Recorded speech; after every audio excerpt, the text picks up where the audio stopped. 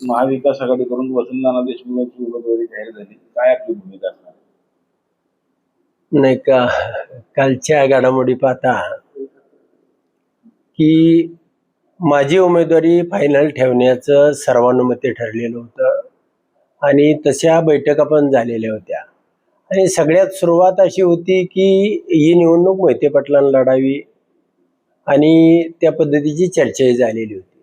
त्यानंतर माझे चिरंजीव जीवन जानकर यांची उमेदवारी फायनल केली, त्यावरती अर्जुनशिव मोहिते पाटलांनी सुद्धा सही केलेली होती.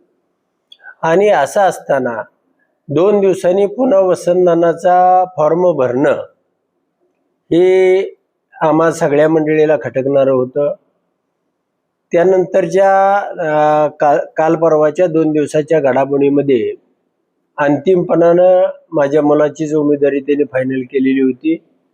पण काल 2 ते 2:30च्या दरम्यान वसंतनानांनी आपला मोबाईल स्विच ऑफ केला, नॉट रिचेबल झाले आणि एक तऱ्हेनं म्हणजे मोहिते पाटलांनी माझा केसानं गळा कापला अशा पद्धतीची कालची त्यांची भूमिका राहिलेली आहे. ज्या माणसाच्या पाठीमागं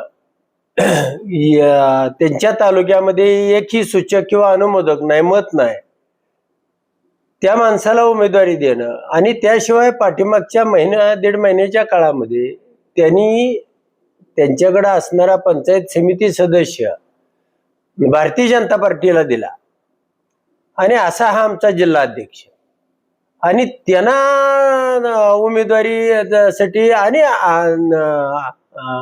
फसवणूक करून आम्हा सगळे फसवणूक करून की माझ्या मुलाची उमेदवारी ठेवायची असताना बरं कोणतरी लढला पाहिजे, स्पार्क पाहिजे, त्याच्यामध्ये सगळ्या आघाड्यावरती या जिल्ह्यामध्ये निवडणूक करणारा पाहिजे आणि अशा माणसाला निवडणूक देणं किंवा उमेदवारी देणं हे अत्यंत चुकीचं आहे त्याला.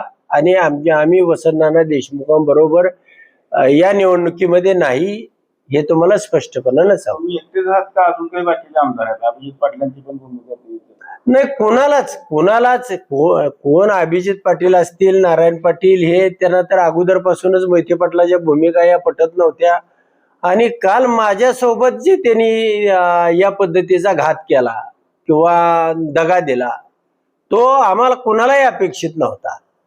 2:30 वाजता वसंतनानाचा फोन स्विच ऑफ करून फॉर्म काढणार आहेत का नाही, आमचा सुद्धा फॉर्म राहिला असता आणि असा गोंधळ उडवून देणं किंवा हे करणं हे अत्यंत चुकीचं आहे. आणि म्हणून या निवडणुकीमध्ये आम्ही वसंतनानाच्या बाजूने नाही किंवा त्यांना मतदान सुद्धा करणार नाही. आम्ही वसंतनानाला मतदान करणार नाही. आमची भूमिका काय पुढं ठरवू, पण वसंतनानाला आम्ही मतदान करणार नाही.